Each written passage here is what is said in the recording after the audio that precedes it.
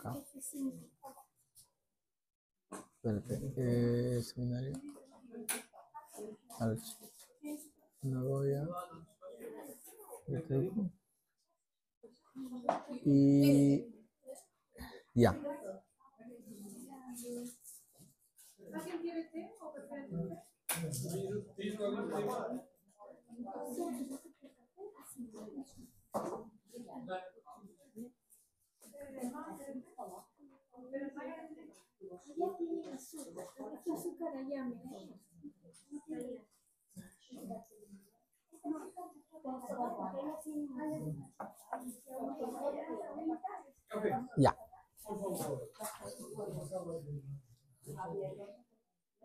No te preocupes, no te preocupes.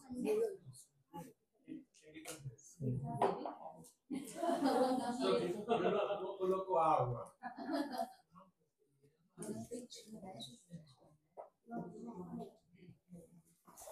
Ya, se ve bien ahí, ¿no? ¿Sí?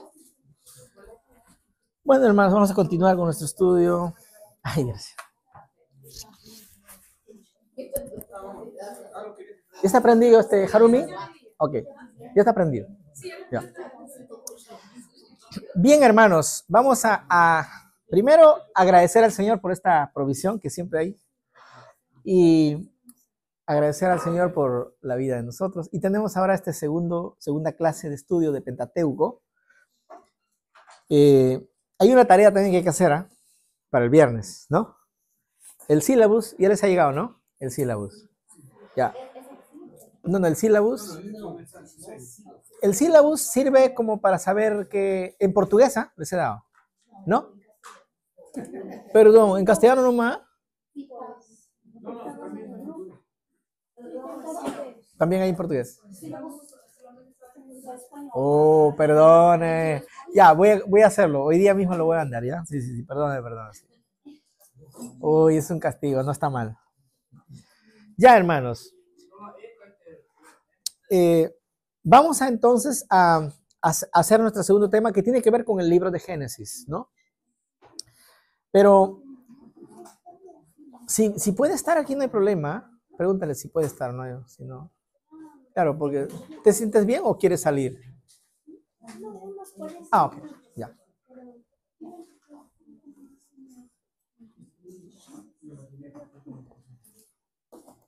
Ya.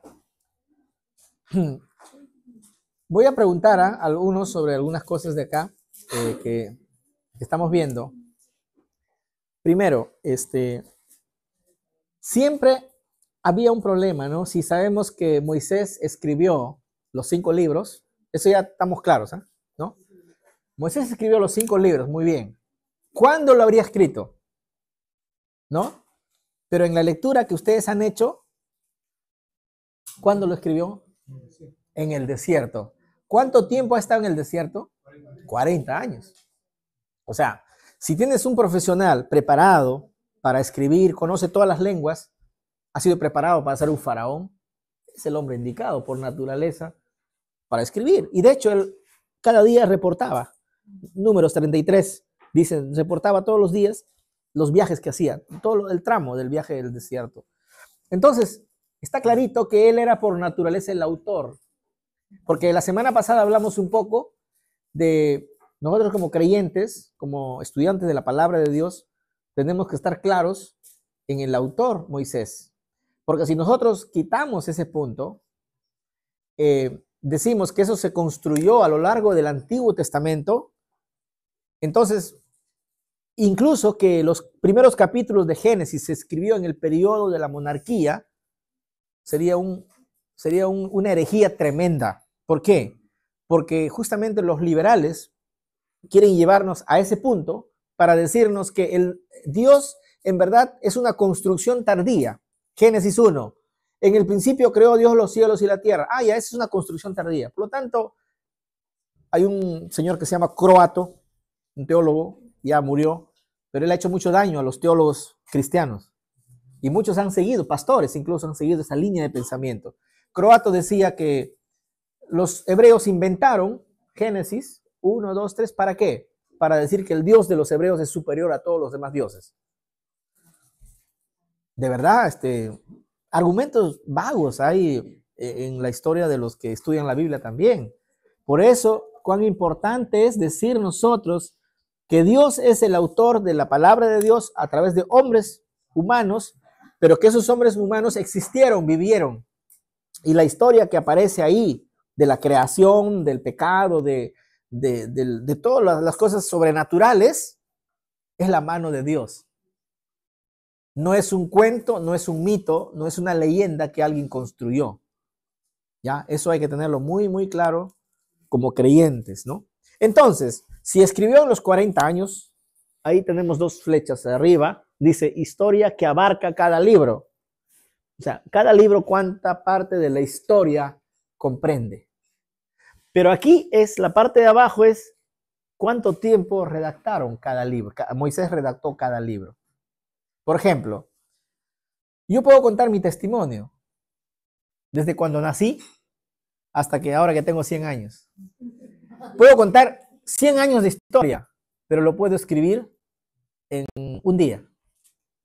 ¿Se dan cuenta? Una cosa es el tiempo de redacción y otra cosa es la historia que abarca esa. ¿Me entienden, no? Por eso la parte de arriba es el tiempo de historia y de las flechas para abajo es el tiempo que habrá dado para escribir el autor bíblico, ¿ya? Por ejemplo, decimos, los 40 años, ¿no? Los 40 años del desierto, voy a leer aquí, porque ustedes lo tienen también. Los 40 años del desierto le sirvió a Moisés. Ah, pero aquí hay una que me sobra. En portugués, ¿quieres? Ella tiene Katia. Para Miriam. Para Miriam. Sí, esta es para Miriam. Entonces, los 40 años, dice ahí en el material, ¿no? Del desierto, le sirvió a Moisés para escribir el Pentateuco. Probablemente se puede distribuir sus escritos de esta manera, y ahí está. Por ejemplo, ¿cuánto tiempo abarca el libro de Génesis? ¿Cuánto tiempo abarca Génesis? O sea, ¿cuánto tiempo de historia abarca Génesis? No sabemos. Porque ¿cuándo fue la fundación del mundo? Claro, pero, ¿hasta cuándo? ¿En qué parte se cierra Génesis? No, ya, Éxodo, pero ¿qué? José, la muerte de José, ¿ya? Entonces, la muerte de José, más o menos estamos hablando de 1800 antes de Cristo, aproximadamente 1800 antes de Cristo.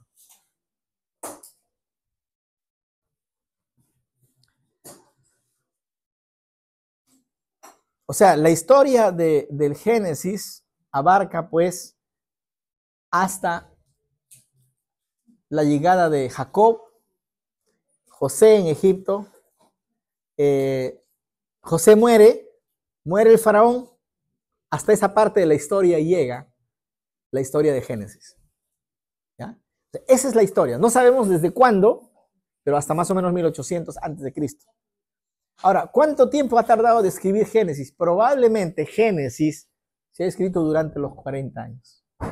Porque seguramente Moisés habría remejorado, habría dicho, esto creo que voy a acomodar en los 40 años. Probablemente porque ser un texto que él no conocía la historia de manera de testigo ocular.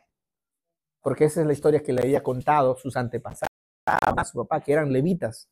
Le habrían contado una historia que habían recibido. Y obviamente Dios seguramente en esos escritos finales, el Espíritu Santo estaba obrando en él, para que finalmente quede plasmado el texto que nosotros hoy conocemos.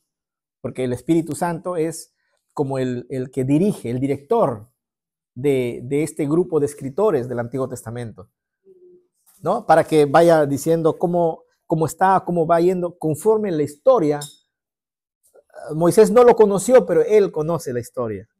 Y como él conoce la historia, entonces la historia que nosotros tenemos es la historia que es lo que pasó realmente, hermanos. ¿Ya? Ese es el punto ahí. Ahora, Génesis entonces no sabemos cuánto tiempo fue, pero sí, por lo menos podemos decir hasta 1800 antes de Cristo. ¿Cuánto tiempo duró la escritura de Génesis? Habría durado durante los 40 años.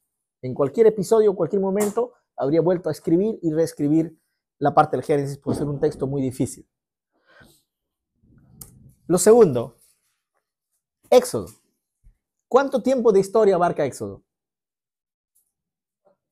Ahí habla, dice, ¿no? 400 años estuvieron esclavos, ¿no? Entonces, más o menos 400 años. ¿Cuánto tiempo le costó escribir probablemente a Moisés? 3 meses. Toda su travesía hasta el monte Sinaí. Porque ya tendría información. Y de hecho, de repente tenía información en su mente. Pero en el momento probablemente lo escribió en el periodo de 3 meses. Entonces, 3 meses habría escrito. Estamos haciendo la hipótesis, ¿ah? No estamos diciendo, hermano, ¿sabe qué? ¿Dónde está el texto? Si no, ya, usted es un hereje, hermano. No, yo no le voy a traer un texto porque le voy a ser bien honesto. ¿Ya? No le voy a entregar un texto, pero hay que sacar cierta deducción lógica. También de la teología se saca deducciones lógicas, ¿no? O sea, deducción lógica, ¿qué es? Es algo que va con el sentido común de acuerdo a la luz de la palabra. ¿Ya? Podemos hacer eso. De hecho, la teología es una conjetura también. Por ejemplo, el tema de la Trinidad no existe en el texto. No, pastor, ¿dónde queda el texto de la Trinidad? No encuentro. Pero tenemos la conjetura de que Dios es un Dios trino. ¿No es cierto? Hay cosas que no sabemos. ¿Ah? Yo a veces me sorprendo cuando hay cursos que dicen, vamos a hablar sobre la Trinidad. Me da miedo. Yo prefiero no entrar a ese salón. Claro, porque ¿cómo va a explicar? Y normalmente confunden a la gente. El tema es, hay cosas que nosotros no estamos, digamos, nosotros no estamos llamados a explicar la trascendencia del Dios, porque Dios está sobre nuestro pensamiento limitado. Nosotros no podemos llegar a comprender a Él. Sabemos algo de Él, pero no podemos llegar a comprender de Él todo, porque mis caminos no son vuestros, ni mis pensamientos vuestros pensamientos. Estamos años luz entre lo que Él piensa y lo que nosotros pensamos. Pero lo suficiente pensamos como para saber que Él es el creador, Él es nuestro Padre y Él tiene un plan para nosotros. Eso sí lo sabemos, pero hay cosas mayores que no lo podemos comprender. Por eso los teólogos confunden eso y creen que tienen respuesta para todo. Y no es así. No es. Hay gente que dice, todo tiene respuesta. No hay que preocuparse, no hay respuesta para todo. Había un rector alemán que fue varios años rector en el seminario de Lima. Él en su curso de teología decía, hay alumnos que preguntaban cosas raras, ¿no? Y siempre hay eso en teología. Y él decía, mira, toma un papelito, escríbelo y cuando estés en el cielo le preguntas al Señor. Lo más práctico es de verdad que con eso no... Pero es cierto, ¿no? Hay cosas que no podemos responder. Por eso, no hay un texto que le diga Éxodo escribió en 3 meses. Hacemos una sospecha, ¿no? Porque es una travesía que duró 3 meses, ¿no? Y entonces ahí ya podría haber escrito toda esa historia. Ahora, Levítico, vamos a ir a Levítico. Miren, ¿por qué lo pongo hacia arriba? Porque Levítico está dentro de esos 40 años, ¿no? Porque Levítico duró aproximadamente un año, probablemente un año, al pie del Sinaí. O sea, en verdad, 39 años fue la travesía por el desierto. Un año se han quedado al pie del Sinaí después de cruzar el mar Rojo. Ahí cuando Dios le da la tabla, cuando Dios le da detalles de las leyes, tanto holocaustos, sacrificios, tipo de sacrificio, tipo de ofrendas. Hay detalles en Levítico porque eran leyes que los levitas, la nueva familia, que era parte de los hijos de Jacob, tenían que encargarse de todos los asuntos espirituales para la nación. Recuerden que los levitas eran elegidos, ellos no tenían tierras, ellos vivían de los diezmos de toda la congregación, porque ellos iban a encargarse de la vida espiritual de la nación. Y dentro del plan de Dios fue tan maravilloso todo eso, porque en el tiempo de David y en el tiempo de Salomón, es cuando floreció mucho el pueblo hebreo en el mundo antiguo, ¿no? Al punto que habían 2 o 3 razones por las cuales los pueblos querían visitar a Salomón. Querían visitarle a Salomón por su sabiduría. Querían visitarle a Salomón porque querían entablar relaciones comerciales, porque era sabio era rico, tenía mucho dinero, y querían visitar también a Salomón y al reino de Judá por su sistema religioso.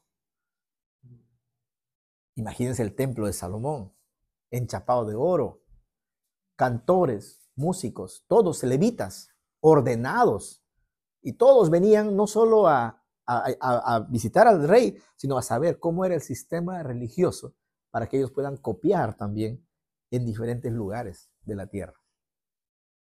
Entonces ahí tenemos importancia del levita. Los levitas, el Levítico, el libro de Levítico, tiene que ver con todos los asuntos legales, detalles que es, digamos, que hace suficiente que los hebreos puedan valerse con las leyes que Dios había dado en el Sinaí. Probablemente duró 1 año la estadía alrededor del Sinaí. Después ya viene el tema de números, que tiene que ver con 39 años de peregrinaje en el desierto. 1 año aquí y 39 en el desierto. 1 año en el Sinaí, después de cruzar el mar Sinaí, 1 año, y después 39 años en el desierto. Probablemente escribió durante los 39 años, porque ahí dice en Números 33, dice que todos los días reportaba del lugar en lugar donde iba. Y Dios le había dicho, escribe, escribe. Dios le dice, ordena, escribe, escribe Moisés. Y Moisés no es que dice, no sé escribir, Señor, no he ido a la escuela, no. Simplemente escribe. Quiere decir que él era un experto, y eso nos dice claramente. De ahí viene Deuteronomio, que es la parte final de la vida de Moisés. Probablemente, ¿cuánto tiempo lo escribe Deuteronomio? Algunas semanas nomás. Poco tiempo. Era la parte final. Es como decir, yo me voy a morir y voy a repasarles lo que Dios quiere. O sea, era un resumen. Son las palabras finales de alguien que ya se va a morir. Y siempre las palabras finales son palabras de peso, ¿no? Es raro cuando un padre está por morir, los hijos estén peleándose por la herencia. Siempre tiene que coincidir su momento, ¿no? de dolor, de muerte, ¿no? Entonces, ahí esas palabras finales son, pues, realmente los sermones de Moisés antes de morir, y por eso se llama Deuteronomio. Es como una repetición, un resumen de todo lo que ya había dado el Señor a través de Moisés. Entonces, ¿cuánto tiempo duró escribir Génesis? 40 años, ¿no? ¿Cuánto tiempo habría durado escribir Éxodo? 3 meses. Levítico, aproximadamente 1 año. Números, 39 años. Y Deuteronomio, semanas. Ya está. Entonces, por lo menos para tener una idea de cómo está dentro de este escritor que es Moisés. Muy bien, eso es para el examen final, ¿eh? Ustedes saben que va a haber un examen final en mi curso, ¿eh? Saben eso, ¿no? Sí está, ¿no? Siempre hay. Ya. Muy bien, vamos a seguir. Vayamos al texto. Ahora sí entremos al texto un poco, ¿no? Miren, hermanos, el texto. Ustedes tienen en su material, ya lo tienen acá, en la segunda hoja. En el principio creó Dios los cielos y la tierra. Y la tierra estaba desordenada y vacía, y las tinieblas estaban sobre la faz del abismo, y el Espíritu de Dios se movía sobre la faz de las aguas. No voy a entrar texto por texto porque no alcanzaría ni 10 años para terminar el texto. Entonces vamos a tocar algunos puntos que son relevantes nada más por el tiempo.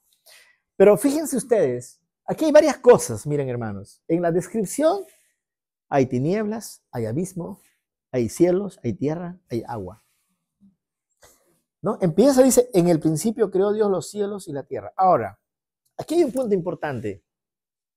La palabra Dios significa Elohim, ¿no? En el hebreo es Elohim. Ustedes han escuchado, hay canciones también ahora en hebreo, ¿no? Elohim, Shaddai, ¿no? Sabaoth, Jireh, Yahvé, Yahvé, Sabaoth. Pero miren, en el principio creó Dios los cielos y la tierra. Dios, el tema Dios es un término muy general. Ya hemos dicho en Génesis 6, ¿se acuerdan cuando estudiamos? hemos dicho que cuando dice los hijos de Dios, no tiene que ver con los ángeles, ¿no? Es un término genérico, los hijos, los que están en eminencia. ¿Se acuerdan, no? Ya. Pero este título Dios tiene dos acepciones, los que están en eminencia o el Dios verdadero. En este caso, ¿por qué es el Dios verdadero? Primero, aquí el término Elohim es un plural, pero ese plural no encaja aquí, porque el verbo está en tercera persona del singular. Cuando uno lee Dios creó, se puede decir Él creó. Está en singular, tercera persona, lo cual condiciona al sujeto, que es Dios. Por lo tanto, este nombre Dios no es plural, sino es singular. Habla de su majestad, habla de su trascendencia. Ahí hemos puesto título que expresa eminencia, autoridad y trascendencia. Porque Génesis 1 no dice que Dios fue creado. Dios se declara que Él creó todo. Se declara con la autoridad, con la trascendencia, porque Él no fue creado, porque Él no puede ser creado. Es una pregunta que he escuchado bastante en YouTube, ¿no? Pero ¿quién creó a Dios? Es tan sencillo. Si nosotros queremos descubrir quién creó a Dios, vamos a decir, ¿pero quién creó a ese que le creó? Al final no vas a encontrar nunca y te vas a morir de locura, ¿no? No es así la vida, ¿no? Si Dios, o sea, incluso es sencillo decir, ¿no? Si Dios es el Dios que nosotros creemos, no puede haber más dioses. ¿Por qué? Porque en el ámbito donde Él se mueve, no permitiría que otro Dios entrara. Si abriera otro espacio para otro Dios, ese Dios dejaría de ser Dios. Por lo tanto, por lógica se entiende que o existe un solo Dios en el universo, o no existe ningún Dios. Pero si no existe ningún Dios, ¿cómo se explica todo lo que se explica? ¿Cómo se explica la maravilla de la naturaleza? ¿Cómo se explica las leyes establecidas? Si uno va a ver un poco el Sol y los planetas que rodean, y digo, ¿por qué estos no se chocan? Alguien las controla. Ya los científicos como Einstein y otros, Newton, han encontrado leyes que alguien los controla. Para Einstein, a pesar que él era un panteísta, era judío, él decía que hay un arquitecto que ha hecho todo el universo. O sea que él no era ateo, es mentira que la gente comenta. No. Quiere decir, hermanos, que los que estudian seriamente la ciencia descubren que detrás hay una maravilla. Tan solo estudiando el cuerpo del ser humano es una cosa increíble, hermanos. Los médicos mismos dicen, es tan maravilloso el cuerpo, sí, pues, pero casi le digo, ¿quién creó al cuerpo? Ellos se nublan, pues, con sus cosas, ¿no? Porque se limitan, pero en verdad, todo es una maravilla. Ahora, ¿la casualidad puede hacer lo que nosotros vemos? No. ¿Qué casualidad trae? Alguien decía, hay una ley de la segunda ley de la termodinámica, ¿no? Que dice que todo va hacia el máximo desorden. Si tú tienes una billetera, se te cae una billetera con plátano o cane, dentro de 1000 años, ¿vas a encontrar algo bueno de ahí? ¿Un edificio? Ni un segundo. Ni un segundo, en Perú ni un segundo. O sea, lo que queremos decir es que las cosas se deterioran y terminan. Así es la vida. Entonces, no es que el hombre o el que evoluciona va a ser mejor. No, las cosas terminan y así es el proceso del ser. Entonces, miren, aquí tenemos varias cosas que añadir. Primero, Dios es el creador de todo y aquí habla de su eminencia, de su autoridad y de su trascendencia, ¿ya? Y Dios le place a Él mostrarse así. Yo soy el creador de todo. Él tiene todo el derecho de decir así. Él tiene todo el derecho de elegirnos a nosotros. Él tiene todo el derecho de hacer lo que Él ha hecho. Y todas sus obras son perfectas, dice el salmista. Hay a veces cuando dice la gente, ¿no? Que Dios es malo. En el Antiguo Testamento, mira cómo Dios ha sido malo, porque ha mandado a asesinar. Pero El asunto es que nosotros cuando hablamos no matarás, no hurtarás, no robarás, no mentirás, es una categoría que nos corresponde a nosotros, criaturas, pero no al Creador. Porque el Creador es soberano. Porque Él es el autor de la vida. Él puede dar y puede quitar la vida. Y nadie, porque ¿qué significa soberano? Detrás de Él no hay ningún tribunal. Por eso Pablo dice, ¿quién nos separará del amor de Cristo? Si el autor de la vida, el Señor de la vida, nos ha justificado, ¿quién nos condenará? Por eso debemos ser orgullosos de que tenemos a Dios que tiene todo el control del universo. Si Él es nuestro Padre, ¿quién nos puede condenar? Nadie. A veces los seres humanos nos condenamos, ¿no? Pero si Él no nos condena, ¿quién nos va a condenar? Por eso Pablo dice, todo lo que viví, lo que conocí, lo he hecho por basura. Porque cuando conocí a Cristo, fui un nuevo hombre y además lo que aprendí de Él, lo que Él me dio, no se compara a todo lo que yo viví. Porque Él vivió en una religiosidad. Era honesto en su religión, ¿no? No es que Él era vividor de su religión, no, era honesto, era Él. Em espanhol, vocês falam que Paulo considera tudo como basura. Lixo.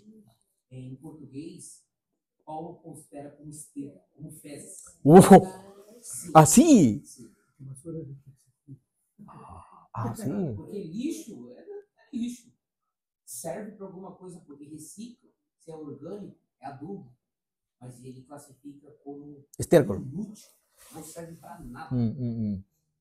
Y de hecho las traducciones, sí, las versiones, algunas la traducen como estiércol. Interesante. Bueno, buen dato. Pero eso ya es más duro, ¿no? Más fuerte. Más fuerte, ¿no? La segunda palabra que quiero chequearlo con ustedes es la palabra creó. Esta palabra creó, hermanos, es una palabra que en japonés, en hebreo es bara, y bara significa crear de la nada. Este es el punto que muchas veces mucha gente no llega a comprender. De repente hasta nosotros mismos no hemos llegado a comprender. ¿Y sabes qué es bara? Bara es crear del vacío algo. O sea, todo era nada. Pero de esa nada Dios creó. Nosotros somos una creación de la nada, hermanos.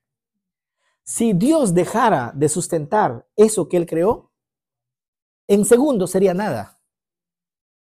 Pero Dios, por su gracia, hace que nosotros estemos todos los días vivos.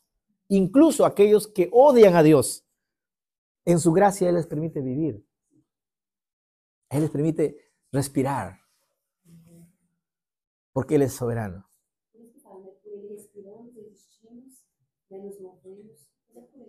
Lo que dice, creo que Filipenses, Colosenses. Creo. Exactamente. En Él nos movemos, somos, respiramos y somos, ¿no? Existimos. Entonces, miren, hermanos, la palabra bara es crear de la nada. O sea, de la nada hace algo. Y si Dios dejara de sustentar esa nada por un segundo, si Dios quitara sus leyes por un segundo, todo sería nada.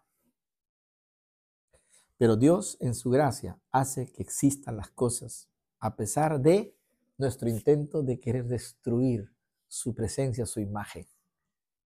Todos esos grupos que hoy se levantan, dice en Filipenses 2, que un día van a tener que doblar rodillas, van a tener que reconocerle que Él es Dios. Pero será tarde, porque ya los tiempos terminan también en Dios, ¿no?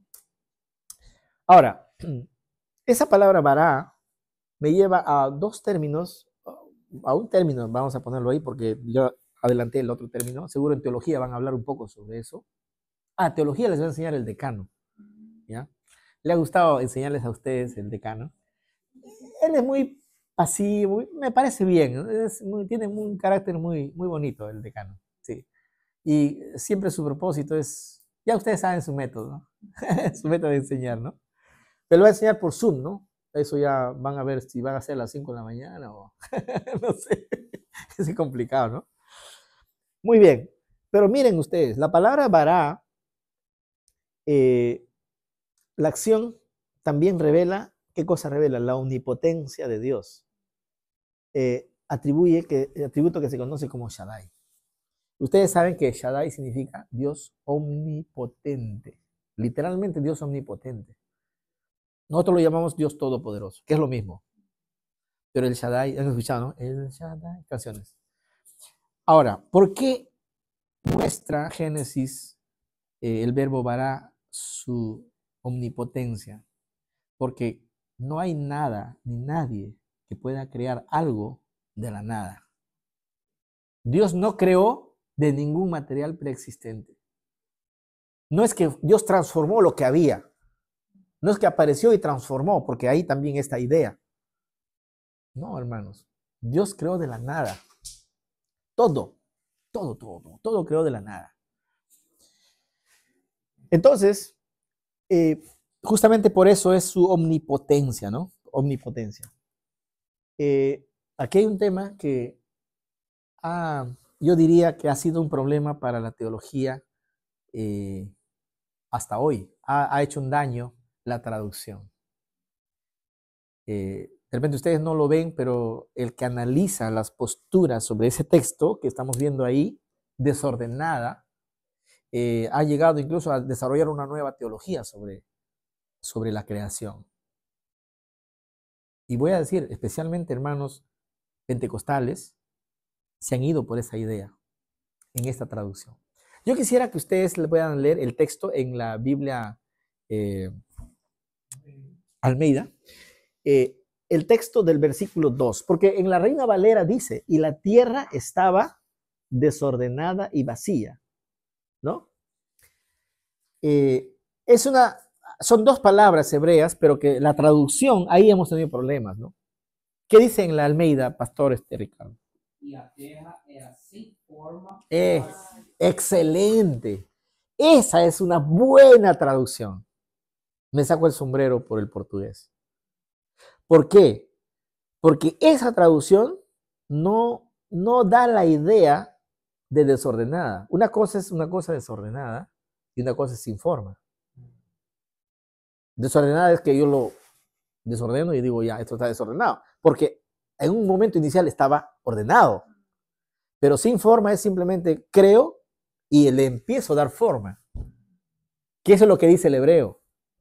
Ahí hasta Alducin ha caído en esto. O sea, Alducin, de verdad, yo hacía experimento con los pastores en Perú. A ver, vean Alducin y conversamos después, le decía a ellos. Porque de verdad, tiene cosas que buenas, ¿no? Pero hay muchas de las que en verdad hay que mirar con pinza, ¿no? Porque él incluso habla del hombre preadámico. Ya se ha ido ya por varias cosas, ¿no? Es bueno chequear. Nosotros los teólogos siempre hay que ir chequeando qué hay detrás de todo eso, ¿no? Pero en nuestra versión desordenada es la idea de que inicialmente estuvo ordenado. Y de ahí se construyó la teología de la brecha. Es decir, entre versículo 1 y versículo 2 hay una brecha. ¿Y a quién echan la culpa que lo desordenó? Al diablo. De verdad, literalmente. Yo estaba en una reunión de Perú donde los mismos pastores decían, hermano, pero esto es así. No puede ser así. Claro, o sea, le dan lugar a que el diablo, o sea, es como alguien está armando su rompecabezas y viene el diablo, lo desarma, tiene que volver a armar el rompecabezas. No es así, no es un juego esto, hermanos, pero lamentablemente a veces se ha ido por esa teología, se ha escrito mucho sobre eso. Y es bueno que ustedes sepan, la teología es la brecha. Y ahí van a entrar a internet, ¿no? De la brecha. Bueno, en portugués brecha, igual, ya no hay problema. Pero fíjense, hermanos, es bueno decirles esto también para que ustedes sepan de qué hay que cuidarnos, ¿no? Porque eso trae todo un pensamiento, incluso defienden a la evolución. El mismo Alducin defiende la evolución, porque él cree en el hombre preadámico, y él cree que hubo un largo tiempo, entre el versículo 1, digo, hay un largo tiempo, pero no es así. Muitos brasileiros pensam exatamente isso, que quando fala que Deus criou em um dia, eles acham que esse um dia, no tempo de Deus, é anos. Eso vamos a ver ahora. Ahora estamos viendo. Hay tres posturas ahí. Y eso es bueno que lo veamos. Muy bien. Sí, pero ese es un error. Porque el caso del desordenada, pero qué bueno la Biblia Almeida, excelente, ¿eh? La traducción está muy buena. Claro. Essa NVI, não sei se é a primeira tradução ou a segunda, ¿Qué dice? está dizendo que o versículo 2 está falando que era terra sem forma e vazia, está igual a Almeida. ¿Está bien? Não trocaram. ¿Está bien? Esa parte está bien. ¿Qué versión? Ah, ¿qué dice ahí? Ah, perfecto. Eso está bien. Porque así fue, hermanos. Es como tú tienes un terreno. Mira, tiene lógica. El terreno para construir hay que acomodar el piso, acomodarla y construyes. Entonces, Dios va detallando las cosas. Porque primer día crea, segundo, tercer, y así va creando las cosas. Y está bien. Es como, porque mira, al final, al sexto día crea al hombre. Y ahí también puedo ver yo la gracia de Dios que al hombre le crea cuando ya todo está creado. Es decir, es como a alguien le regales un departamento amoblado. ¿Se entiende la lógica? Porque Dios lo hubiera creado primero al hombre el primer día. Pucha, ya, ayúdame y vamos a sacarle el cemento por acá. Pero Dios le crea en el sexto día, hermanos. ¿Por qué? Pues Dios le quiso dar todo. Y al final le creó cuando ya todo está creado. Ya estaba listo. Son nada más para evitar. Pon los nombres nomás, pon los nombres de los animales. Pero qué interesante, ¿no? O sea, uno puede ver ahí que por eso dice, el hombre es la corona de la creación. Todo, Salmo 8. Todo lo coronaste de gloria y de honra. Todo lo pusiste bajo sus pies. Pero el hombre se desvió, ¿no? Sí. Ahí es Bara Elohim, ¿no? Pero cuando crea al hombre, la palabra ya no es Bara. Bara ya no es Bara, porque ya no es la creación, es Yatzar.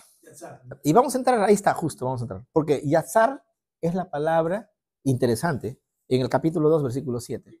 La pregunta que quería llegar era, es como que si Dios crease de la nada todo el material, el escenario donde va a empezar a trabajar. Pero al hombre lo crea del barro, que él ya lo había creado. Entonces, por eso Yatzar. Yatzar da la idea de un alfarero dándole forma al barro. Yatzar es verbo formar, modelar. 2:7. Yatzar. Pero ahí vamos a llegar, sino que Javier se adelantó. Profetizó la pregunta. No, está bien, vamos. A ver, ahora la pregunta, ¿no? La pregunta. Ahí está, la pregunta. Teología, pregunta. ¿Cómo entiendes el abismo y las tinieblas? Porque uno lee ahí, ¿no? En el principio creó los cielos y la tierra, y la tierra estaba desordenada y vacía, y las tinieblas estaban sobre la faz del abismo, y el Espíritu de Dios se movía sobre las faz del estado. ¿Cómo entiendes el abismo y las tinieblas? ¿Cuál es nuestro entendimiento? Y estoy pensando en el video de Alducin. Influye mucho a muchos pastores, ¿eh? Muchos pastores son su ídolo, Alducin. Hay cosas que acierta, pero no todo. O sea, hay que estudiar lo bueno y desechar lo malo, ¿no? Porque si agarras un paquete, estás obligado a aceptar todas las cosas que te dicen. ¿Qué es entonces? ¿Qué es abismo y qué es tinieblas? Es malo, porque abismo, tinieblas, diabólico, espíritus, ¿no? Efesios, ¿no? Las huestes espirituales de maldad, de tinieblas. ¿Eso tiene que ver con eso?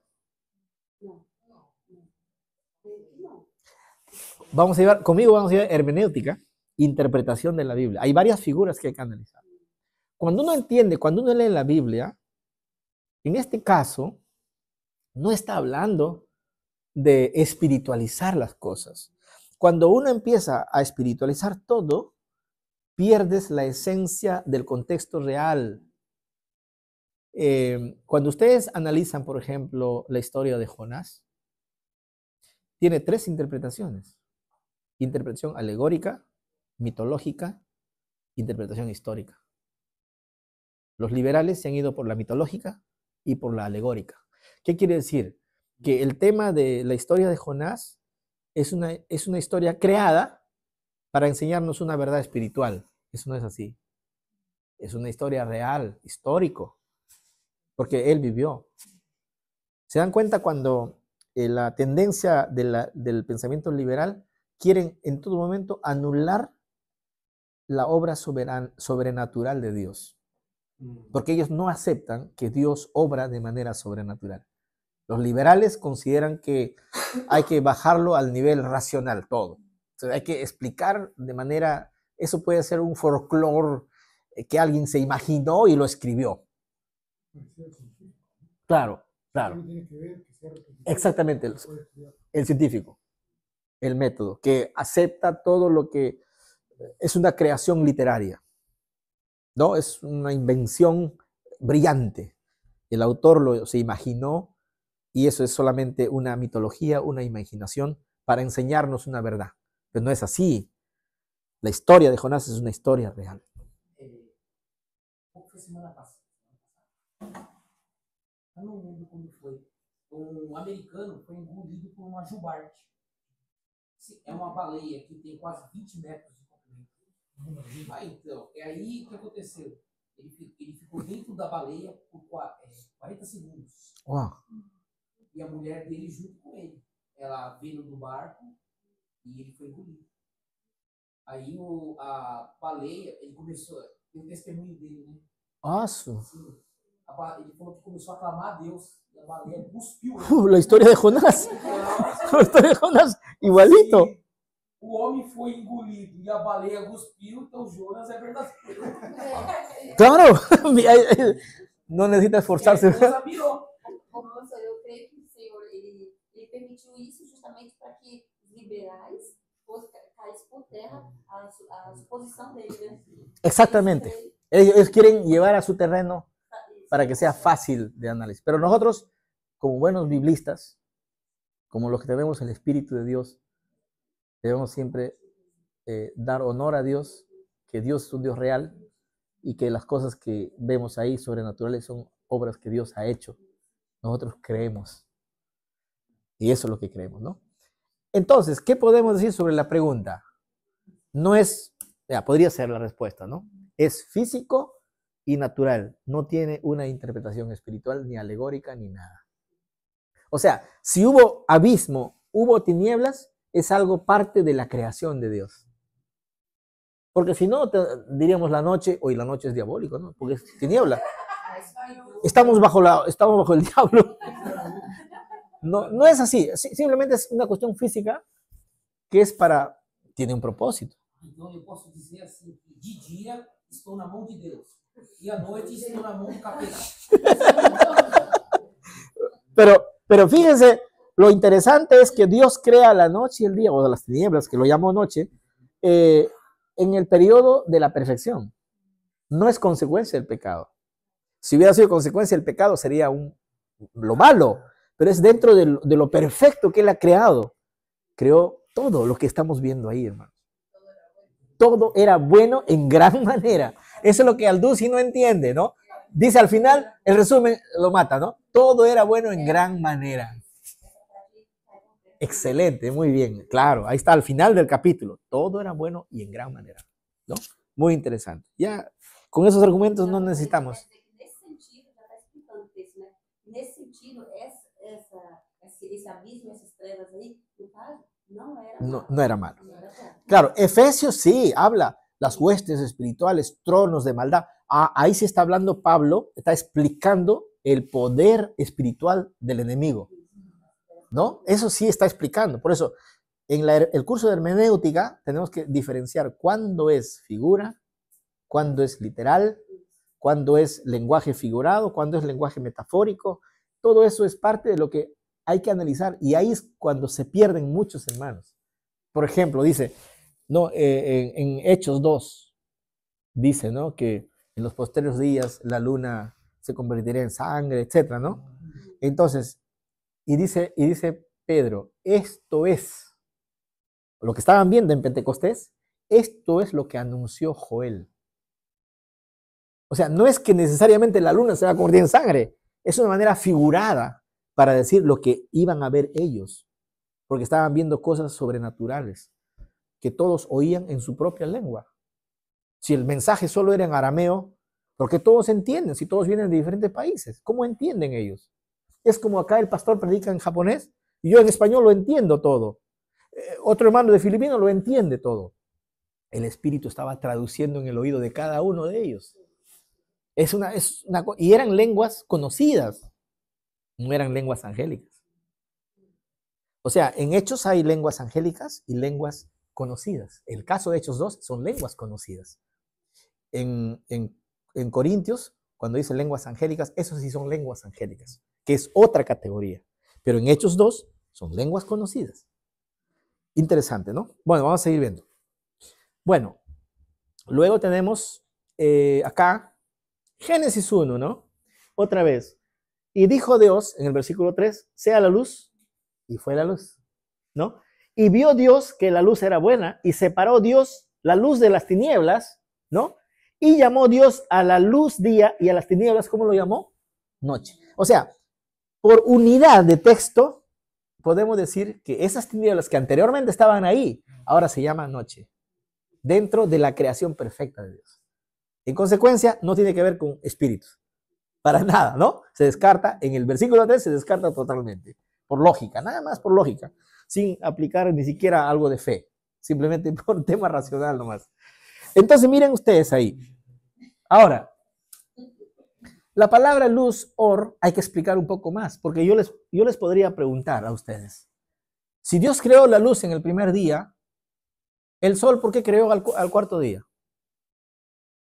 Un hermanito, siempre hay hermanitos de por ahí que están ahí, te invitan a comer para hacerte las preguntas más difíciles, ¿no? Se sientan en su sofá, dice, a ver, pastor, ya venga, tengo 5 preguntas para ti. Yo me acuerdo cuando estaba visitando, hay un hermano que decía, hermano, quiero que vengas a mi casa, ¿no? Y a veces no quería porque las preguntas que me ponía eran tan complicadas, ¿no? Yo esa vez recién estaba saliendo del seminario. Me decía, ¿y quién le creó? Así me construía historias, ¿no? Pero ahí es una pregunta que me hacía, ¿no? Pero si el primer día creó la luz, ¿y para qué crear el sol? Eso le van a decir. Porque el sol se creó en el cuarto día. ¿Qué podemos decir? Ya. Hablando sobre esto, en la época fue criticado, creyeron que era un error. Haber dicho eso, que la luz fue hecha. Está comprobado científicamente que la luz existe en todos los cuerpos.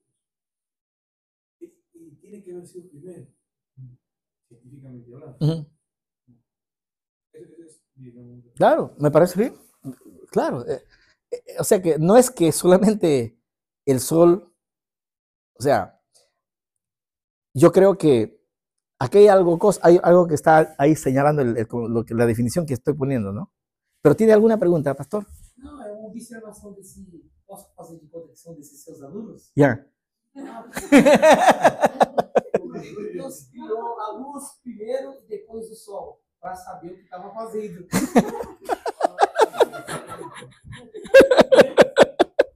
É como se, por exemplo, a igreja está apagada, né? Aí eu entro lá, no primeiro eu acendo a luz, para depois ir fazer o que eu preciso, sem bater a perna, cair ou machucar. Pode ser? Ya puede ser, ¿no? Por ejemplo, ¿no? Hay oscuridad. Yo tengo mi linterna, ¿no? Não entendeu, filho? Yo tengo mi linterna, ¿no? Yo digo, voy a prender, hermano, vamos a ir viendo dónde está el parlante, ¿no? Pero, por favor, Javier, ¿puedes ir a comprar este foco para ponerlo ahí, para que se quede estable, ¿no? O sea, justamente miren esto, se traduce iluminación, luz. Habla de claridad, definitivamente, porque hay tinieblas. El Dios ve su creación, que están mezclados agua, tierra. Hay una mezcla de agua, o sea, hay una mezcla de agua, tierra, está mezclado, hay neblinas, tinieblas, hay luz, hay abismo, hay cielo, hay tierra. Entonces, parece que no hay forma. El día 1, Dios forma. Yo pienso que el círculo que conocemos ahora, la parte esférica, es lo que Dios hace ahí. Porque solo esa separación genera rotación, lo que podemos ver hasta ahora, la ley que he establecido, y también hay una parte donde se ilumina, probablemente, como dicen los investigadores, porque ahí tiene que ver con, además, energía, vida todo cobra sentido, vida en la creación. Comparado con el verso 14, que ahí dice que Dios creó las grandes lumbreras y el sol y las oscuridad. Ahora, ese es un punto importante de lo que Javier ha adelantado un poco, ¿no? De que Dios genera vida. O sea, no solo es poner al sol ahí, es hacer que todo viva, que todo tenga vida. Con esa creación se activa la vida, digamos la existencia, para todo lo que Él ha creado. Hay un documento que escribió un teólogo famoso de la Iglesia Católica, que es Tomás de Aquino. Tomás de Aquino es muy denso y muy complicado sus escritos, ¿no? Pero yo por las circunstancias de la vida tuve que en Perú hacer un estudio de 2 años y medio en el Santo Toribio del Católico para nivelar mi estudio que me pedían de educación, porque ya a buen tiempo no había terminado y ellos me permitían terminar educación. 2 años y medio hice con Giroco una licenciatura en educación.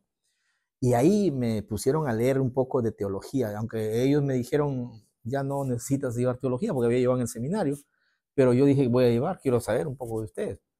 Entonces me aceptaron, y ahí me mandaron leer a Tomás de Aquino, y me llamó la atención lo que escribió Tomás de Aquino. Él decía que toda la creación, miren, toda la creación, y yo siento que es verdad, toda la creación tiene un lenguaje cómo se comunica con el Creador. Toda la creación, así sean las rocas más extrañas que tú puedas ver, el Creador y esa roca, ellos se comunican con el Creador. Y él decía, toda la creación le alaba al Creador, menos el ser humano.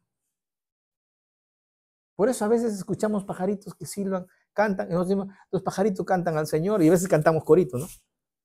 Pero ¿por qué solo los pajaritos y esas rocas que Dios lo ha creado? Entonces yo entiendo en este punto de la luz que todo se activa como vida en el universo. Aparte de que se ilumina y se establece el espacio de noche-día como una cuestión, digamos, necesaria hasta cuando Dios crea la lumbrera mayor, que es el sol, ¿no? Para que establezca las estaciones, porque en el versículo 14 establece las estaciones, establece los tiempos, ¿no? Es una manera de establecer, fijar los días de la existencia, ¿no? El sol. Hasta que llegue ese momento, Dios mismo con su presencia irradia vida, irradia luz, como un primer punto de ese orden que Él está dando. Y eso es lo que dicen los teólogos, ¿no? Ahora, un texto que encontremos ahí, un poco difícil, pero sí en Filipenses y en Colosenses dice que Él sustenta todo, ¿no? Y Él es la vida desde el inicio, ¿no? Podemos asumir que la vida no es una cuestión solamente material sin vida, sino que toda la existencia, incluyendo las rocas, tienen un lenguaje de código que se comunica con el Creador, ¿no? Y todas ellas siempre le honran como Creador, en la manera como se comunican esas cuestiones, ¿no? Pero nosotros, a veces, por eso dice Isaías capítulo 1, crié hijos y los engrandecí, y ellos se rebelaron contra mí. El buey conoce a su dueño, el pesebre, el lugar de su señor. Mi pueblo no entiende. O sea, está poniendo incluso que las cosas de la naturaleza, los animales, incluso se correlacionan, corresponden en la relación con sus amos. Pero el pueblo de Israel, hablando contra su pueblo, ¿no? Pero mi pueblo, yo le he dado todo, y mi pueblo me ha dado la espalda, ¿no? Crié hijos, los engrandecí, y ellos se rebelaron contra mí, ¿no? Isaías 1, 2, versículo 2, versículo 1, versículo 2, ¿no? Que dice el profeta Isaías. Bueno, y separó Dios la luz de las tinieblas. Ya sabemos que hay una separación entre noche y día, ¿no? Porque la separación de la luz de las tinieblas ya establece 2 momentos, ¿no? Oscuridad y luz. Pero ojo, esa oscuridad y luz no tiene que ver nada con lo malo y lo bueno. Simplemente es una cuestión física que Dios establece en su creación en la etapa de la inocencia, de la perfección, ¿no? La etapa donde no hay caída. Ahí estamos hablando de la creación perfecta de Dios. Porque si no, como Alducin, podemos caer en el error de que mientras yo voy creando y el otro me está malogrando el negocio, ¿no? Empieza a jalarme la pata y no me deja trabajar, ¿no? Pero no es así. Dios crea, Dios es soberano, Dios crea. Y parte de la creación era también esa noche que era necesario, porque el ser humano necesitaba descanso. Como él dice que el descanso también fue bueno, ¿no? El trabajo era bueno en gran manera y el descanso también, porque lo dice al final de Génesis 1. Entonces, tenemos además, ¿cuánto tiempo es un día? Ahí lo que estábamos pensando, ¿no? Y de frente vamos a ir, para avanzar un poco, un periodo indefinido de tiempo, ¿no? Como los días del Señor, ¿no? Como en los días del Señor. Entonces, no se sabe cuánto es. Muchos, esa es una primera postura. Estamos hablando de posturas, ¿ah? Una primera postura es, no se sabe cuánto tiempo es un día. Entonces, la gente, algunos consideran así. Entonces, estamos hablando de periodos de tiempo y eso da espacio a la evolución. Porque muchos de esos mismos teólogos que están medio confundidos tratan de decir, ya ves, acá está el tiempo. No sabemos, porque es un tiempo grande, puede ser grande, no sabemos cuánto tiempo. Pero es un error, ¿no? Que no se precisa ahí. La segunda postura, que dice en 2 de Pedro, para el Señor un día es como 1000 años y 1000 años como un día. Entonces, para ellos, algunos creen que 7000 años lo creó Dios. Y yo le digo a ellos, oye, 6000 años que lo creo y 1000 años ha reposado. ¿Ha reposado el Señor 1000 años? No tiene sentido, ¿no? O sea, es para reírse, ¿no? Pero hay esas posturas. Hay teólogos que consideran. Em Gênesis fala, Deus criou o homem. 1000 anos para criar o homem. Imagínate, para criar un hombre. Como pode ser que em Ezequiel, vale de ossos secos, levanta num instante? Exactamente. Claro. Entonces, no, por eso, no tiene lógica. ¿No? 1000 años no puede ser para crear al hombre en el 6º día. O sea, si 1000 años es el 6º día, en 1000 años puede haber creado, raro, ¿no? Y da a la evolución, un poco empuja a esa idea de proceso, ¿no? Por eso hay que tener cuidado con esta postura, que existe entre teólogos, ¿eh? Existe entre teólogos, por eso es bueno que miremos. Y la otra postura, que es la que consideramos nosotros y que Langmar y todos los conservadores conservamos, es el tema que conocemos todos, un día entendiendo como 24 horas. Ahora, porque miren, ¿cuál es lo que finiquita esto? Esta tesis está en Éxodo, capítulo 20, versículo 8 al 11. ¿Qué mejor que es el mismo autor de Génesis que escribe Éxodo, que escribe Números y Deuteronomio? Para los liberales, otro escribió Génesis, otro escribió Éxodo. ¿Para qué? Para evitar que se conecte esta historia. Pero aquí ya nosotros hay un solo autor y miren, el mismo autor no hace diferencia y ahí lo dice en Éxodo capítulo 20, versículo 8 al 11. ¿Quién lo puede leer con voz de trompeta? A ver, Éxodo capítulo 20, versículo 8 al 11. Lembra-te do dia do sábado, para o santificar. 6 dias trabalharás e farás toda a tua obra. Mas o 7º dia é o sábado do Senhor, teu Deus.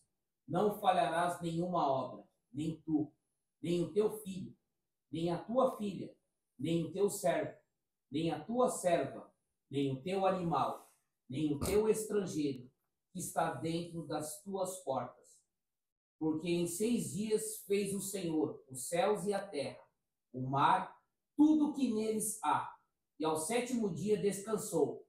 Portanto, abençoou o Senhor o dia do sábado e o santificou. Excelente, hermano. Esa cita está en Génesis capítulo 1, exactamente como él lo está diciendo. Está recordando. Él mismo lo escribió. Entonces, si hubiera sido 7000 años cada día, o si hubiera sido un periodo de tiempo, él le hubiera dicho, mira, un momentito, pero voy a hacer una pausa. La creación es 7000 años, ¿eh? Acá es 24 horas. Porque ellos lo entendían como nosotros lo entendemos, 24 horas un día.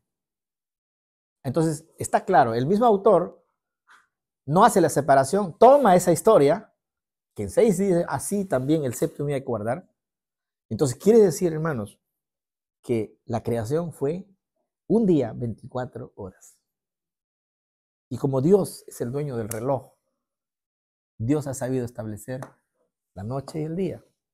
Porque Él es autor, es dueño, Él sabe los tiempos, él mide exactamente cuando llega el sol, cuál va a corresponder su sentido de traslación o de rotación, ¿no? La Tierra frente al sol, ¿no? Entonces, perfectamente el Señor sabe, Él es el que pone leyes en lo que Él ha creado. Por lo tanto, un día siempre será 24 horas. No las otras ideas que circulan mucho y que buscan básicamente confundir y decir como eso no se entiende, entonces no simplemente es tirar la toalla y decir no sirve. Pero no, está sencillo para explicar eso, no tiene mucho esfuerzo que dar en este punto. Entonces nosotros debemos tener la postura de que un día es 24 horas. Dios creó en 6 días y el séptimo día descansó. Tal igual el día que nosotros hoy tenemos, tiempo de duración. ¿Estamos bien? ¿De acuerdo? El ejemplo que lo dice Moisés lo sepulta todo. Ahora, tarde y mañana, hermanos. Fue la tarde y la mañana. Ahora, miren ustedes. Ahí dice el texto que fue la tarde y la mañana un día. Pareciera ser, y ahí está, ¿no? En la tradición judía se toma esta referencia para establecer el día según el calendario hebreo, que empezaba a las 6 de la mañana. Perdón, a las 6 de la tarde. Hasta las 6 de la tarde del día siguiente. O sea, para el calendario hebreo, ellos han tomado esto, porque ahí se fue la tarde y la mañana. Mañana se entiende día de luz para el pensamiento hebreo. La tarde significa desde la oscuridad, puesta el sol, 6 de la tarde, toda la noche, hasta las 6 de la mañana. Por eso, bajo ese calendario entendemos que Jesús estuvo 3 días y al tercer día resucitó. Porque Él murió a las 3 de la tarde. Hasta las 6 de la tarde, aunque eran solo 3 horas, ya era un día anterior.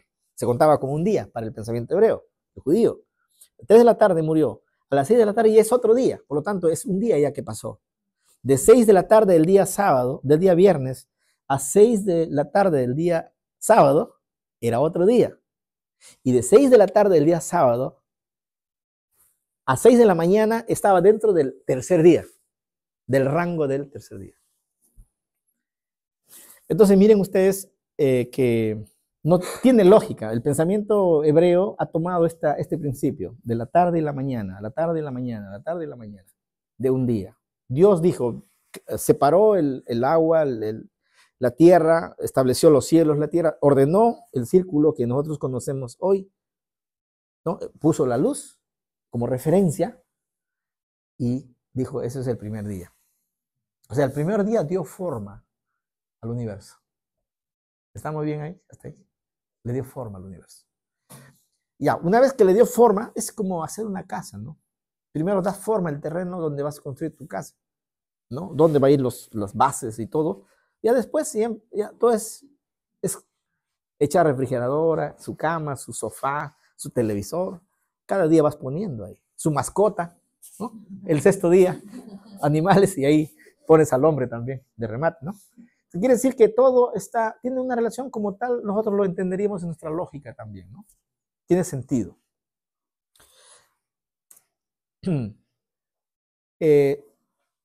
Bueno, el capítulo 1, versículo 26, hagamos al hombre a nuestra imagen, conforme a nuestra semejanza, y señoree en los peces del mar, en la tierra, etc. Vamos a ir corriendo un poco por el tiempo, ¿no?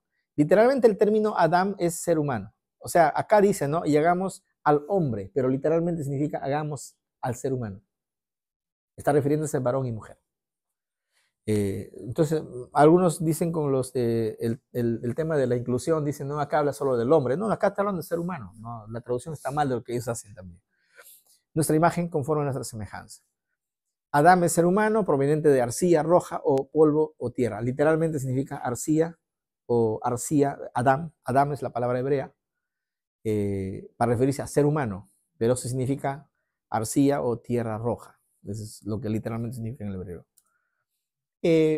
a imagen, conforme a nuestra semejanza. Imagen es semejanza, ¿no?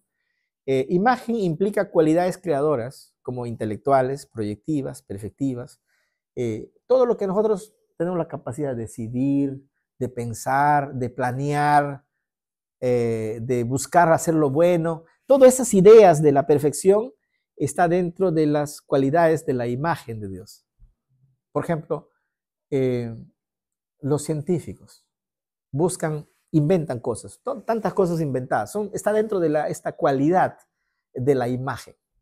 Pero el tema de la semejanza implica cualidades espirituales, como la santidad, la pureza, la moral perfecta. Esto significa que lo que ha afectado en la caída de nuestros primeros padres ha sido la cuestión más de semejanza que la imagen. Porque la imagen tiene que ver, yo repito, con nuestra capacidad de inventar cosas, de crear cosas. Definitivamente ha sido dañado también, porque se usan las cosas buenas creadas para cosas malas también. Pero en principio lo que se ha cortado, esa parte que se ha cerrado, es el tema de la semejanza, que tiene que ver más con las cuestiones espirituales. Y ahí el hombre ha caído, ha muerto. Porque si no hay claridad en lo espiritual, el hombre murió, aunque Dios en su gracia permitió que esa imagen se mantuviera. Por eso es que podemos seguir creando cosas, a pesar de que no creemos en Dios. Hay mucha gente que no cree en Dios y sigue inventando cosas buenas. Yo estoy feliz con el Google Maps, con mi trabajo. Yo le doy gracias a Dios cada vez que yo llego a un destino. Señor, gracias. Porque tal vez detrás de eso hay un científico ateo. No importa, pero tú me estás bendiciendo porque así estoy ganando plata. O sea, hay que agradecer a Dios por la ciencia. Hay ciencia buena, pero hay ciencia mala también. Ya ustedes saben a qué me refiero. Bueno, imagen y semejanza, ¿no? Luego, señoré. Revela el señorío del hombre sobre la creación de Dios. Salmo 8. Porque miren lo que dice y lo que hemos ido hablando, ¿no? Dice, conforme a nuestra imagen, y señoré en los peces del mar, en las aves de los cielos, en las bestias, en toda la tierra y en todo animal que se arrastra sobre la tierra. Mira, Dios le está dando un lugar privilegiado al ser humano. O sea, ¿quién va a delegar una responsabilidad de tal magnitud? Pero Dios lo hace para nuestros primeros padres. Por eso el Salmo 8 otra vez, ¿no? Cuán glorioso es tu nombre en toda la tierra, ¿no? Y has creado al hombre, dice, ¿no? Un poco menor que los ángeles, le has coronado de gloria y de honra. El Salmo 8, ¿no? Que está hablando claramente del señorío del hombre sobre la creación. Y Dios le ha dado esa potestad, le ha delegado esa función al ser humano. Pero lamentablemente el ser humano no cumplió. Y creó Dios al hombre a su imagen, a imagen de Dios lo creó, varón y hembra lo creó. Ahí está el tema. Bueno, hoy día hay como 20 y tantos tipos de prácticas del nivel de sexualidad, ¿no? Transexuales, no sé, intercontinental sexuales, no sé cómo se llama. La verdad que ya los nombres se inventan cada día y yo estoy emocionado, no sé. Porque incluso LGTB, CTB, no sé qué más, hasta ponen arameo y griego, ya, y Q, no sé qué más termina. Y cada vez van a inventar más cosas, ¿no? Porque el hombre está buscando algo que tiene un vacío que no lo va a encontrar si no lo encuentra al Creador.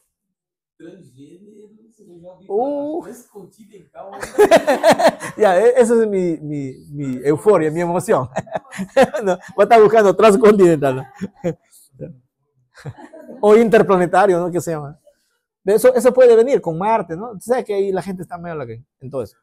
Entonces, miren ustedes acá, varón y hembra, ¿no? El ser humano se conforma de varón y hembra en el estado de inocencia. Es el plan perfecto de la creación de Dios. Eso es lo que Dios ha creado, hermanos. Todo lo demás es producto del pecado de Génesis 3. O sea, el problema mental en cuanto al sexo del ser humano es producto del pecado. No es del estado de perfección.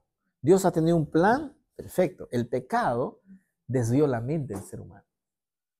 Ha hecho que, o sea, había un desvío mental y eso ha llevado a varias formas de mirar el tema sexual, al punto que Canadá y varios países, y gracias a Dios que creo que va a renunciar este primer ministro de Canadá, creo que ya se han dado cuenta que tiene que sacarlo, está destruyendo a su nación. cómo pueden casarse con animales, practicar sexo con animales, niños que se pueden cercenar el aparato y cambiarse de sexo, o sea, y si el papá se interponía, el papá iba a la cárcel, imagínense hasta dónde hemos llegado. Todos esos son desvíos del pecado. No hay nada cosa buena ahí. Como creyentes, siempre tenemos que apuntar a esa cuestión normal. Todas las cuestiones que van fuera de ese lugar que Dios ha establecido, hay que tener cuidado. No es señal que viene de Dios. Y hay mucho que se da. Incluso en Estados Unidos hay pastores, iglesias homosexuales. Yo escuché un artículo que decía, y porque yo toqué un tema sobre el homosexualismo entre los cananeos, que era una práctica en esos pueblos cananeos. Y ahí decía, el pastor americano decía, ¿no? Yo celebro hoy la cena y en la tarde me espera mi amado en mi casa. Imagínense, hermanos, o sea, tanta depravación, ¿no? de las cosas de Dios. Sí, hermana. De teólogo, passou uns anos lá no Brasil, aí ele falou que lá no Brasil, né, tem os governadores que estão querendo apoiar o casamento do homem com a jumenta. Nossa, uma coisa desse, sexo bestial, né? Casamento com animais. Era homem com a jumenta. E também dos pais com as filhas. Olha que terrível. Os pais têm que ser antigos. Agora eles querem adotar essa lei. Tá louco a cabeça do homem. Es que cuando uno abre un camino que está establecido por Dios, por la palabra de Dios, cuando uno quiere romper ese camino, no hay manera como tú ordenes, no hay como establezcas un orden moral, porque el camino que se abre, no tiene retorno. Y eso es lo que está pasando. Y eso es lo que va, y ya vamos a hablar en Génesis, cuando perdemos de vista el sentido común, perdemos de vista la cuestión natural, entonces ya hemos violentado la norma de Dios. Y cuando violentamos la norma de Dios, estamos en contra de Dios y Dios tiene derecho de enviar un juicio como lo envió en el diluvio. Y lo que se viene ahora en el mundo es eso, hermanos. Ustedes están viendo en la televisión cómo dicen que hay que odiar a los padres, hay que olvidarse de las culturas, hay que buscar una sola idea, hay que... o sea, todo se está abriendo a hacer lo que tú quieras hacer contigo mismo. Y nadie debe interferir en tus decisiones. Todo eso apunta a dejar lugar lo que hay en el corazón del ser humano. Y en el corazón del ser humano, ¿qué hay? Hay perversión, hay maldad, hay odio, hay muerte. Y finalmente, si no hay consejos buenos, se lleva la muerte a la sociedad. Y eso es lo que Satanás quiere hacer. A Satanás le conviene que vayan más muertos, porque no quiere irse solo al infierno. Y quiere llevar a mucha tropa. ¿Ah? Ese es un tema bien complicado. Ese sería un estudio para 5 meses. O sea, no, en verdad, lo que nos dice Génesis es que Dios no habla, o sea, lo que Dios quiere que nosotros sepamos es su plan, quién es Él y por qué nuestra situación está como está. Es cierto que Dios ha creado todo, inclusive Satanás, porque Satanás antes, probablemente, como dice el profeta, ha sido un ángel de luz, caído del cielo. Aunque hay crítica en muchos en cuanto a esa explicación, porque obviamente es una explicación alegórica, ¿no? Pero de todas maneras puede tener sentido, si queremos pensar un poco, que sí fue una creación de Dios. No fue creado para hacer lo malo. Dios nunca crea nada para hacer lo malo. Porque si Dios crea algo para hacer lo malo, entonces nosotros no tendríamos razón de por qué ser juzgados. Y Dios es un Dios, siempre hace lo justo. Siempre lo que Él hace tiene una medida de justicia. No hay nada de lo que Él haga que alguien lo pueda acusar algún día diciendo que ha sido injusto conmigo. Todo es justo de lo que Él hace. Se não foi Deus que criou a Satanás, então ele poderia ter, por exemplo, se autocriado. Claro.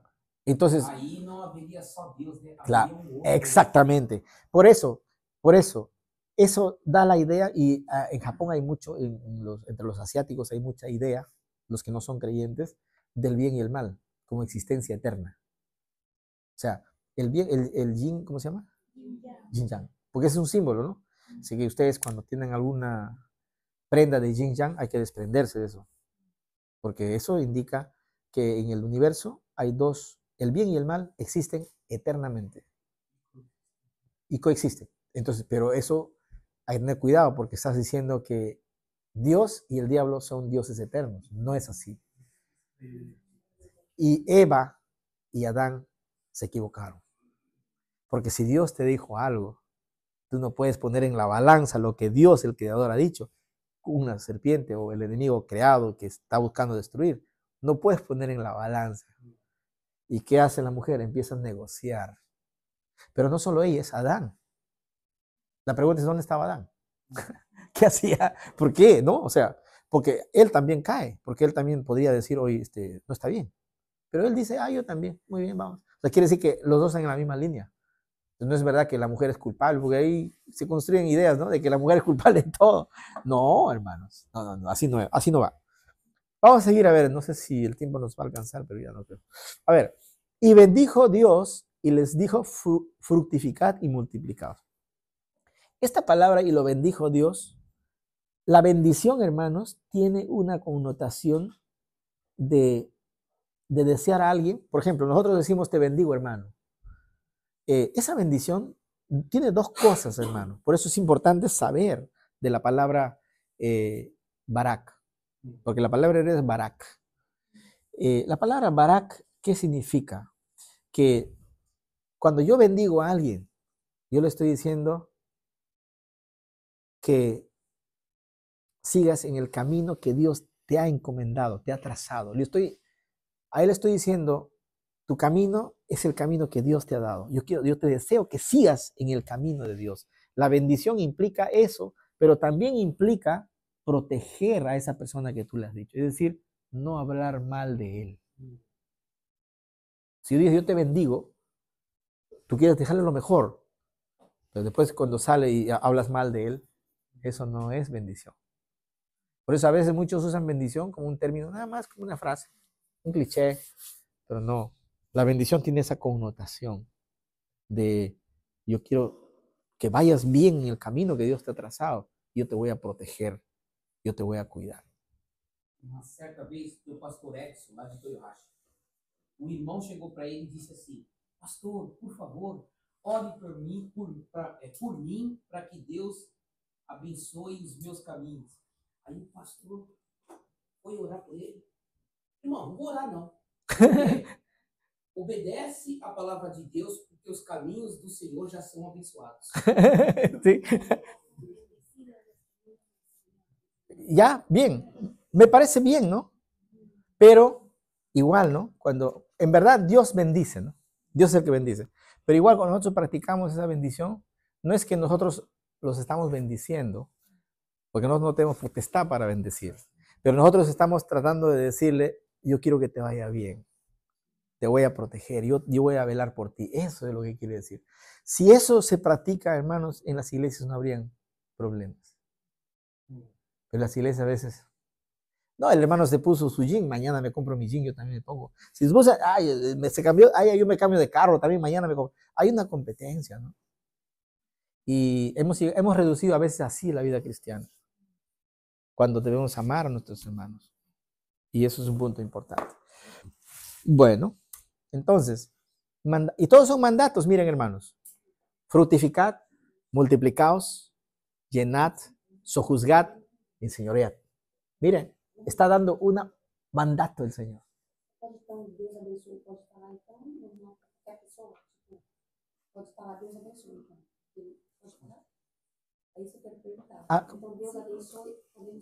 decir, dice, Dios te bendiga a alguien. Yo sí creo que es un deseo bueno que tú tienes, ¿no? O sea, el deseo está bien, porque tú quieres que le vaya bien y que se encamine en los caminos del Señor. Aunque no lo, en verdad, literalmente, aunque no lo conoces y no sabes en qué mundo está yendo, ¿no? Pero yo pienso no está mal decirle, porque es una persona que tú deseas lo mejor para esa persona, ¿no? Sí, muchos pueden criticar, ¿no? Pero yo pienso que no está mal decirle. Sí.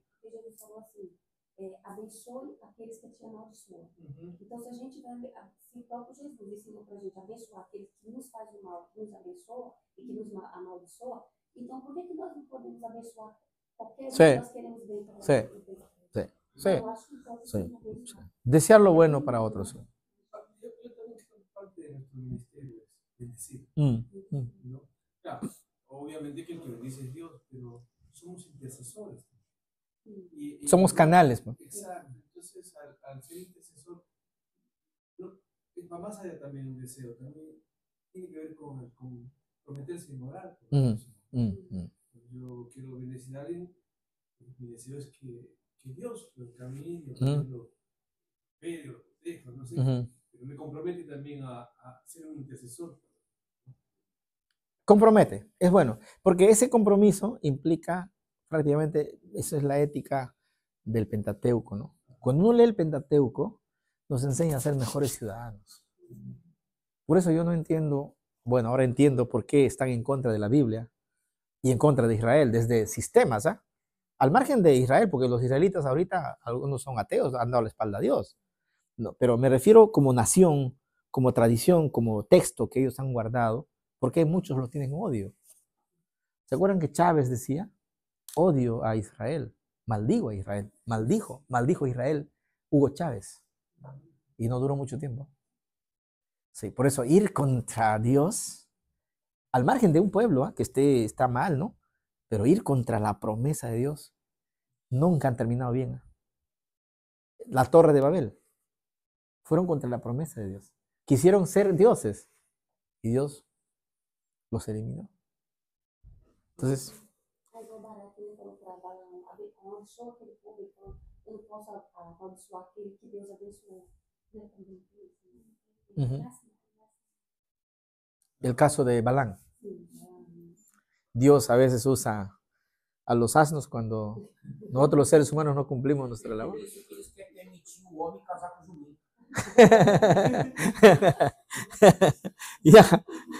Ya. A ver, miren, ahora, los mandatos, ¿no? Sojuzgat, que tiene que ver con administración responsable, y señoriat, autoridad, dominio y responsabilidad delegada. Cuando dice sojuzgar la tierra, está diciendo el Señor a Adán y Eva que cuiden responsablemente el planeta. Aquí está el principio de los que hablan de ecología, pero muchos usan la ecología para sus intereses, que no es verdad. Ahora dice que no hay que comer carne animal, sino hay que comer plástico, dice, ¿no? El mismo creador de Google, creo, ¿no? Están construyendo historias raras, ¿no? Y la gente está creyendo, ¿no? Pero en verdad, aquí lo que está diciendo el Señor es que ustedes son responsables de que al planeta le vaya bien. Aquí está el primer principio de la ecología, el cuidado del planeta. No a la tala de árboles, no a la minería ilegal. O sea, ese no va dentro de los principios que Dios ha dicho que protejan el planeta. Si van a proteger, si van a sacar mina, van a hacer tala de árboles, sigan un procedimiento según el sentido común, según lo que Dios deja el conocimiento, para que esas explotaciones sean adecuadas y haya reemplazo, digamos, de plantas, ¿no? Por decir, si yo corto 10 árboles, pues debo sembrar 100, ¿no? Generar conciencia. Pero eso tiene que ver con esto, hermanos, este mandato que Dios le da a Adán y Eva. O sea, cuando uno lee todo eso desde el Pentateuco, se da cuenta, Dios quiere que seamos buenos seres humanos en un planeta agradable, porque Él ha creado para que el hombre disfrute, pero el hombre a partir de Génesis 3 se ha alterado totalmente. Génesis 3 ya marca un derrotero en el ser humano, ya está buscando sus propios intereses, quiere matar, quiere destruir, quiere buscar lo suyo, y así está viviendo el ser humano hasta hoy. Aquel que no busca al Señor está viviendo en esa dirección. Entonces Jehová Dios formó al hombre del polvo de la tierra. Aquí está lo que Javier estaba comentando. Esta palabra formó viene del verbo yatzar, que está ahí ya en la fonética española, ¿no? Yatzar es un verbo que la acción es atribuida a un alfarero, oficio que trabaja con arcilla o barro para crear algún tipo de utensilio valioso. Este texto, a mí, ¿sabes qué? Me da muchas cosas ha hecho que yo me sienta en paz con el creador que yo tengo.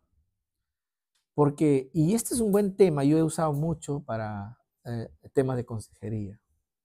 Porque cuando yo leo esto y analizo bien este texto, este verbo, yatzar, Dios es un Dios que nosotros le interesamos a Él mucho. Y nosotros valemos mucho para Él. Valemos tanto para Él que Él ha dado detalles de cómo nos ha creado. No lo ha hecho con las plantas, no lo ha hecho con los animales, no lo ha hecho con nada, pero se ha detenido para explicarnos cómo nos ha creado. Cuando habla del yatzar, está hablando automáticamente del alfarero y del barro. Ustedes saben, si ese ejemplo está ahí, es porque yo sé que es el mejor alfarero y es la mejor calidad de barro que Él elige. Porque Dios es un ganador. Entonces no nos compara con alfareros mediocres. Si Él como alfarero escogió un barro, ha sido el mejor barro. El barro que ha tenido todo el procedimiento para crearnos. En consecuencia, nosotros somos para Él valiosos. Porque cuando tú vendes una obra del alfarero, depende del toque final que le da. Tiene el valor ese material. Y nosotros tenemos mucho valor, hermanos, para Él. Jesús dijo en una ocasión, ¿con qué ganará el hombre si ganare todo el mundo y perdiere su alma? Y a veces nosotros mismos, y por el pecado, por las circunstancias, porque alguien nos ha metido en la cabeza que somos malos, somos feos, somos feos, somos feos, somos malos, nos ha metido en la cabeza, y como el ser humano recepciona esto, asimila esto, y mucha gente cree que es miserable, que no sirve para nada. Nosotros nos hemos topado en Lima, en la consejería, mucha gente, incluso hijos de pastores, que tenían esos problemas. Pero para mí este verbo me dice, hermanos, que somos valiosos para Dios. Tan solo que Él me diga que eres valioso, yo soy tranquilo y tengo paz en mi corazón. Porque a veces uno mismo se considera que no es valioso. No, para Dios somos valiosos. A Él le interesamos mucho. Estoy hablando en el buen sentido, ¿no? Porque no es que a Dios mueres y él levanta otro, no. A Dios le interesamos mucho, hermanos. Dios nos ve a nosotros como un material que puede ser restaurado. Dios no nos ve a nosotros como en el Perú, los materiales que agarramos y lo tiramos a la basura. Pero Dios nos ve a nosotros como un material que puede ser restaurado. Aquí hay bastante reciclador. ¿El procedimiento cómo es? ¿Ya no sirve? No, sirve. Ven por aquí, hacemos el procedimiento, llevamos a un centro y se sirve y muy valioso. Eso es Dios con nosotros. ¿Cuánto valemos para Dios? Valemos mucho, hermanos, porque Él nos ha creado y nos ha hecho corona de su creación. Eso debe quedar en nosotros así, hermanos, porque eso es lo que somos.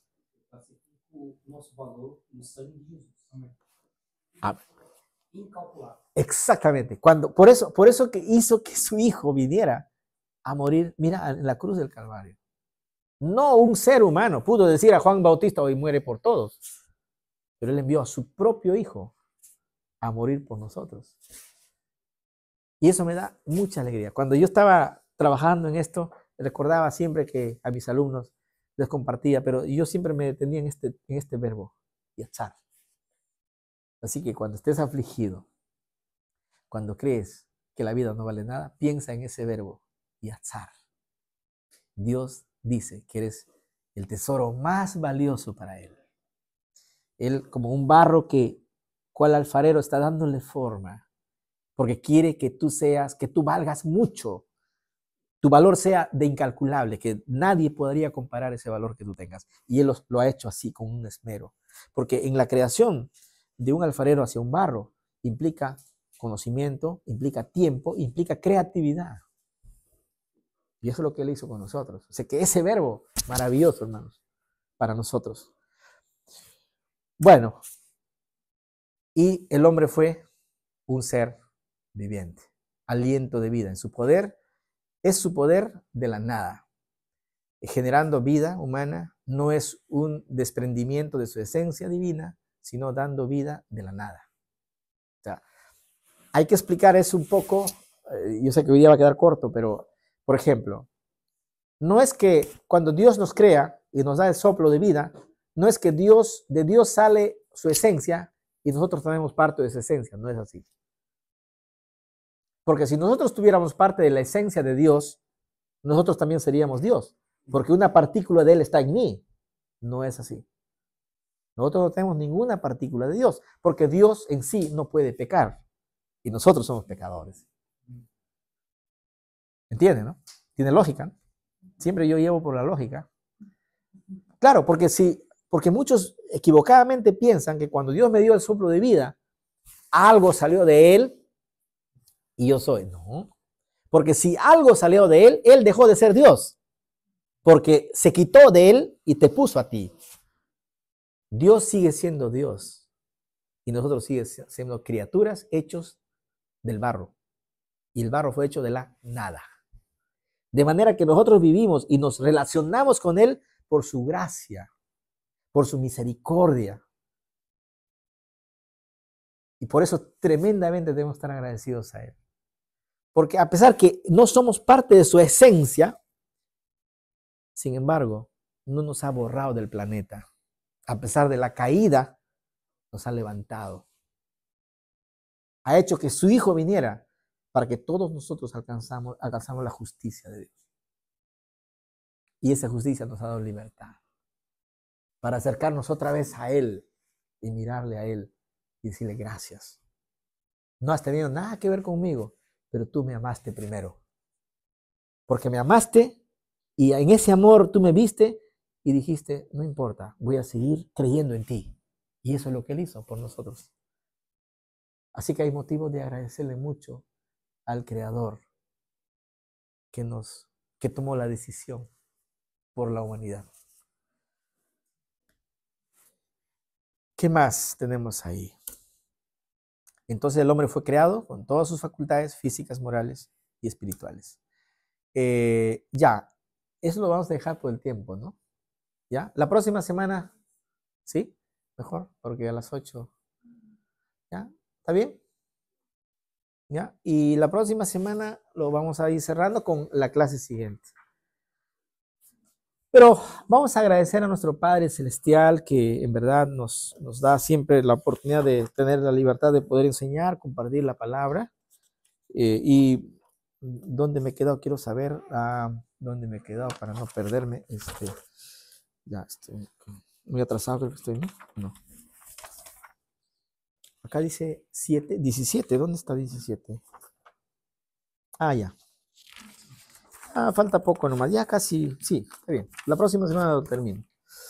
Vamos a agradecer a nuestro Señor. Hoy día varias cosas, bueno, el Señor nos ha hablado, hermano. Primero, el nombre, ¿no? El nombre, qué cosa de nosotros puede ser impedimento para seguir mirando su plan, ¿no? Y siempre digo, ¿para qué estamos aquí? ¿Para estar en una iglesia sentados nada más o para hacer algo más?